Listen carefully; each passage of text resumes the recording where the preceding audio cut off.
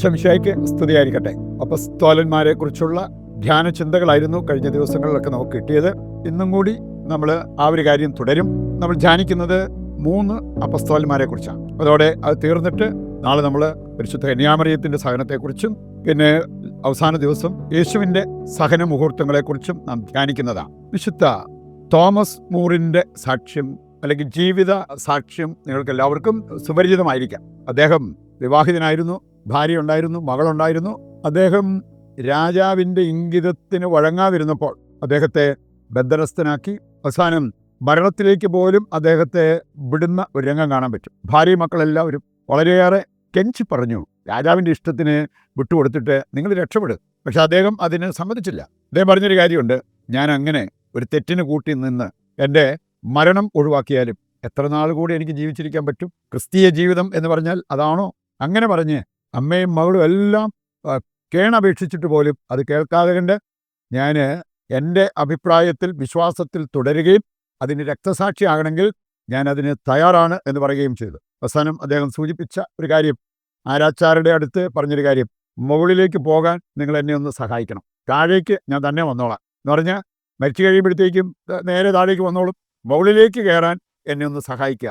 അത്ര ഫലിതം പറഞ്ഞുകൊണ്ട് പോലും രക്തസാക്ഷിത്വത്തിലേക്ക് നടന്നെടുത്ത ഒരു വ്യക്തിയാണ് വിശുദ്ധ തോമസ് മൂർ. നമുക്കിന്ന് ശേഷിച്ച 3 അപ്പസ്തോലന്മാരെ കുറിച്ച് ധ്യാനിക്കാം. അവരുടെ ജീവിതം, അതുപോലെ തന്നെ അവർ ഏറ്റെടുത്ത മരണം, അതിലൂടെ സഭയ്ക്കും സമൂഹത്തിനുമുണ്ടായ നേട്ടങ്ങളെക്കുറിച്ച് നമുക്ക് മനസ്സിലാക്കിയിരിക്കാം. ആദ്യത്തെ വ്യക്തി യൂദാ തദ്ദേവുസ്. നമുക്ക് കാണാൻ സാധിക്കും, വളരെ അഭിനിവേശത്തോടെ, പാഷൻ, ആ അഭിനിവേശത്തോടെ ഏറ്റവും പ്രയാസമുള്ള സ്ഥലങ്ങളിലേക്ക് പോലും പോയി സുവിശേഷം പ്രഘോഷിച്ച ഒരു വ്യക്തിയാണ് യൂദാ തദ്ദേവുസ്. അതുമൂലം ഒത്തിരി പേരുടെ ജീവിതത്തിൽ മാറ്റം വരുത്താൻ, അവരുടെ ജീവിതത്തിൽ മാനസാന്തരം കൊണ്ടുവരുവാൻ അദ്ദേഹത്തിന് സാധിക്കുകയും ചെയ്തു. യൂദാ തദ്ദേവുസിൻ്റെ പടമോ രൂപമോ ഒക്കെ കണ്ടിട്ടുള്ളവർക്കറിയാം, ഒരഗ്നി അദ്ദേഹത്തിൻ്റെ തലയിൽ ഉയർന്നു നിൽക്കുന്നതായിട്ട് കാണാൻ പറ്റും. അത് പന്തക്കുസ്ത അഭിഷേകത്തെ സൂചിപ്പിക്കുന്നതാണ്. പന്തക്കുസ്തായിൽ അവർ അപ്പസ്തോലന്മാരെല്ലാം ഒരുമിച്ച് കൂടി പ്രാർത്ഥിച്ചിരുന്നപ്പോൾ തീനാളം അവരെല്ലാവരുടെ മേലും വന്നു. പരിശുദ്ധാത്മാവ് തീനാളത്തിൻ്റെ രൂപത്തിൽ അതിനെ സൂചിപ്പിക്കുന്നതായിട്ടാണ് പറയപ്പെടുക. മാത്രമല്ല, അസാധ്യകാര്യങ്ങളുടെ മധ്യസ്ഥൻ എന്ന് അറിയപ്പെടുന്ന വ്യക്തിയാണ് വിശുദ്ധ യൂദാ തദ്ദേവുസ്. വലിയ അത്ഭുതകരമായ പല കാര്യങ്ങളും ഇദ്ദേഹത്തിൻ്റെ കരങ്ങൾ വഴി സംഭവിച്ചു, മാധ്യസ്ഥതയിലൂടെ സംഭവിച്ചു. അബാഗർ രാജാവ് കുഷ്ഠരോഗിയായിരുന്ന ആ രാജാവിൻ്റെ കുഷ്ഠം മാറ്റാൻ ഈ വിശുദ്ധന് സാധിച്ചു. അതുപോലെ തന്നെ ന്യൂമോണിയ ബാധിച്ച ഒരു നവജാത ശിശു, അവര് ഈ വിശുദ്ധൻ്റെ മാധ്യസ്ഥം തേടി പ്രാർത്ഥിച്ചപ്പോൾ സൗഖ്യം പ്രാപിച്ചു, അത്ഭുതകരമായ സൗഖ്യം പ്രാപിച്ചു എന്നുള്ള സാക്ഷ്യങ്ങളൊക്കെ ഉണ്ട്. പറയുണ്ട് അസാധാരണമായ കാര്യങ്ങൾ. 1-ാം നൂറ്റാണ്ടിൽ ജനിച്ച അദ്ദേഹം മരിക്കുന്നത് 65-ാം നൂറ്റാണ്ടിലാണ്.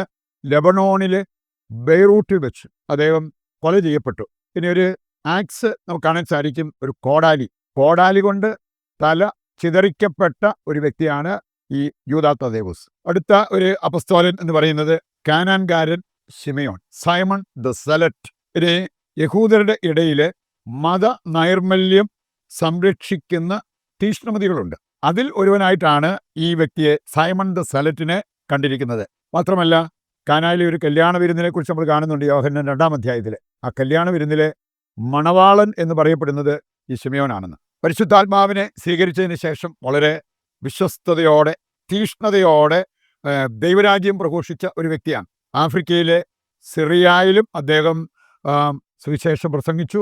ഈജിപ്ത്, സിറിയ, അതുപോലെ തന്നെ സിറീനിലും ഒക്കെ സുവിശേഷം പ്രഘോഷിച്ച ഒരു വ്യക്തിയായിട്ടാണ് ഈ വിശുദ്ധനെ നമ്മൾ കാണുന്നത്. വിഗ്രഹാരാധകരായ പുരോഹിതന്മാർ ശിമയോനെ പേർഷ്യയിൽ വെച്ച് കുരിശിൽ തറച്ചു കൊന്നു എന്നുള്ള ഒരു പാരമ്പര്യമുണ്ട്. വിഗ്രഹാരാധകരായ പുരോഹിതന്മാർ. AD 65 അദ്ദേഹം അപ്രകാരം മരണപ്പെട്ടു എന്നാണ് നമ്മൾ ഐതിഹ്യം സൂചിപ്പിക്കുന്നത്. അവസാനത്തെ വ്യക്തി, പകരക്കാരനായി വന്ന വ്യക്തിയാണ് മത്തിയാസ്. യൂദാസ് കറിയോത്ത, അദ്ദേഹം യേശുവിനെ ഒറ്റിക്കൊടുത്ത് അവസാനം പോയി തൂങ്ങിച്ചത്തു. നമ്മൾ കാണുന്നുണ്ട് അതിന് പകരക്കാരനായിട്ട് അവർ തിരഞ്ഞെടുത്ത മത്തിയാസ്. അപ്പസ്തോല പ്രവർത്തനം 1-26 മുതൽ വായിക്കുമ്പോൾ ഈ കാര്യങ്ങളെല്ലാം അവിടെ നമുക്ക് മനസ്സിലാക്കാൻ സാധിക്കും. പരിശുദ്ധാത്മാവിനെ പന്തക്കുസ്തായിൽ സ്വീകരിച്ചതിന് ശേഷം മത്തിയാസ് അദ്ദേഹം യൂദയ, അതുപോലെ തന്നെ കോൾക്കിസ് എന്നീ സ്ഥലങ്ങളിൽ സുവിശേഷം പ്രസംഗിച്ച് നടന്നു. തുറന്ന ബൈബിളും ഒരു കോടാലിയും അതാണ് സിംബലായിട്ട് ഈ വിശുദ്ധന് കൊടുത്തിരിക്കുന്നത്. അദ്ദേഹം എങ്ങനെ മരണപ്പെട്ടു എന്ന് സൂചിപ്പിക്കുന്നതാണ് ആ കോടാലി എന്ന് പറയപ്പെടുന്നു. അദ്ദേഹത്തെ കല്ലെറിഞ്ഞതിന് ശേഷം ഈ കോടാലി കൊണ്ട് തലവെട്ടി മാറ്റി എന്നാണ് ഐതിഹ്യം പറയുക.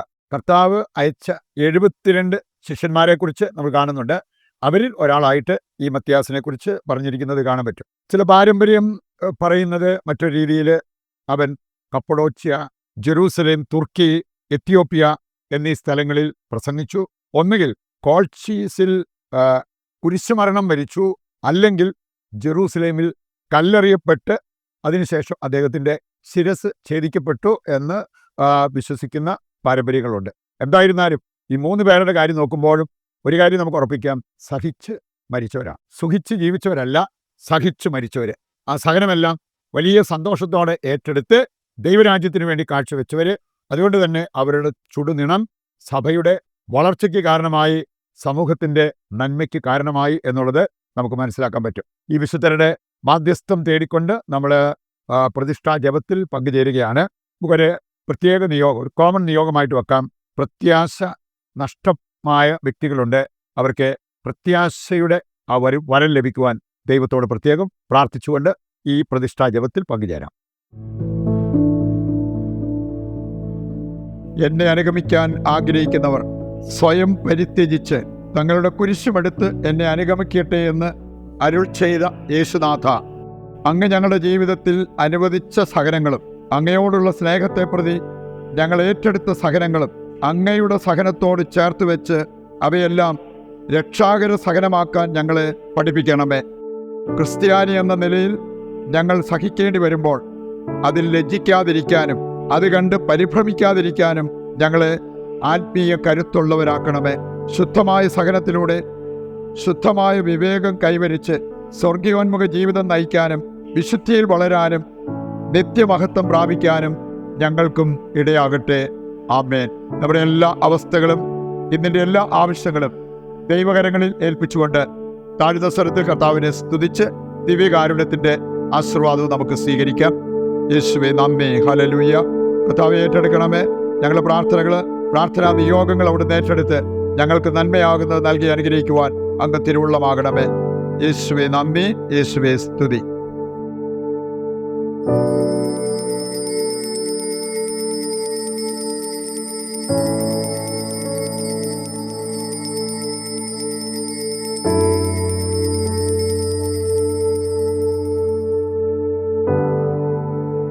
പരിശുദ്ധ പരമ ദിവ്യകാരുണ്യത്തിന് എന്നേരവും ആരാധനയും സ്തുതിയും പുകഴ്ചയും ഉണ്ടായിരിക്കട്ടെ.